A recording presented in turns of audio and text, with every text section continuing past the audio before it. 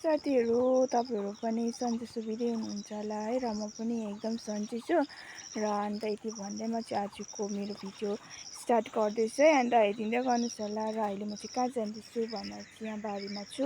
बारी जाँदैछु, बारीमा छु हैन, बारीमा जाँदैछु किन भन्दा चाहिँ मर्निङ रोटी टिप्नु जाँदैछु हैन। अन्त हेरिदिँदै गर्नुस् होला। आज चाहिँ म गएको बैगुन र भिट टिप्नु हैन। अन्त आज चाहिँ वेदर चाहिँ कस्तो छ भन्ने म तपाईलाई देखाउँदैछु ल। यस्तो चाहिँ आजको वेदर चाहिँ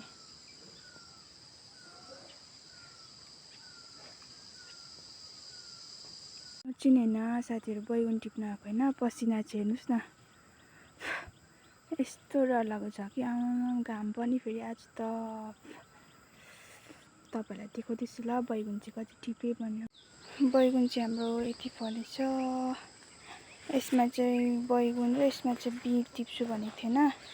दुईटामै बैगुन बैगुन भयो। अब यसलाई पुऱ्याएर आएर मात्र म बिट टिप्छु। त्यसै हाम्रो बैगुन चाहिँ दामी फलेको छ योपालि चाहिँ। यो मेहनत गरेको अनुसार चाहिँ नि दामी फलेको छ कि। दुईटामै सेम सेम छ। यहाँ चाहिँ म टुसा सफा गर्दैछु हैन। यसको मेनको बाहिरको चाहिँ बाबाले अघि निकालिदिनु भएको थियो। अन्त मैले अलिअलि रहेको चाहिँ यसलाई सफा गर्दैछु हैन। टुसा चाहिँ साथीहरु म चाहिँ हेर्नुस् है, यहाँ टुसा चाहिँ नि यसरी काट्दैछु हैन। यो चाहिँ हाम्रो भोलि लाने सब्जी बेच्नु लाने हो नि त। अन्त चाहिँ यस्तो चाहिँ मैले फर्स्ट टाइम काट्दैछु हैन। अन्त यो चाहिँ बाबाले बाहिरको यसको यो बाहिरको चाहिँ बाबाले हिर्काइदिनु भयो। अन्त मैले सफाहरू गरेँ। अन्त यस्तो चाहिँ मैले फर्स्ट टाइम काटेको। अरू बेला चाहिँ मामुहरूले गर्नुहुन्थ्यो नि त, मामु भाइ आमाहरूले। अन्त यो चाहिँ मैले फर्स्ट टाइम काट्दैछु। यसरी गर्नु पनि पर्दो रहेछ, सबै काम सिक्नु पर्छ। साथीहरु हेर्नुस् है, हाम्रो चाहिँ म चाहिँ बिट टिप्न आएको छु हैन। अन्त अब चाहिँ म बिट टिप्ने छु। यत्रो छ कि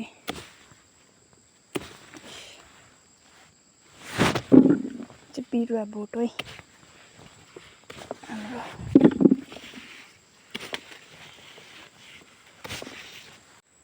हाम्रोमा बिट चाहिँ दामी फलेको छ कि टिपौँ परेको।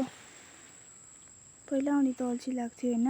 अन्त अहिले चाहिँ नि अब यस्तो बिउहरू यसरी सब्जीहरू यसरी फल्दा चाहिँ मलाई चाहिँ यस्तो टिप्नुहरू यस्तो मन लाग्छ कि एक्लै सबै थोक एक्लै गरौँ जस्तै हुन्छ।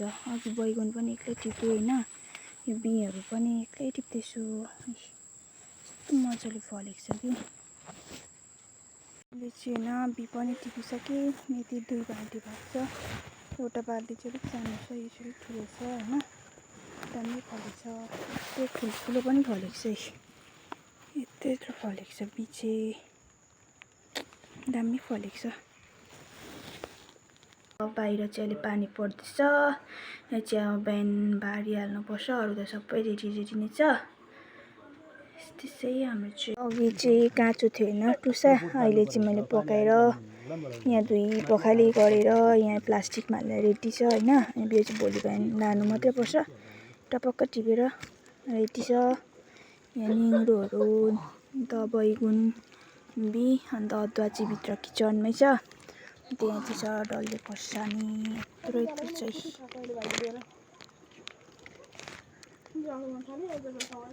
यस्तै चाहिँ हाम्रो चाहिँ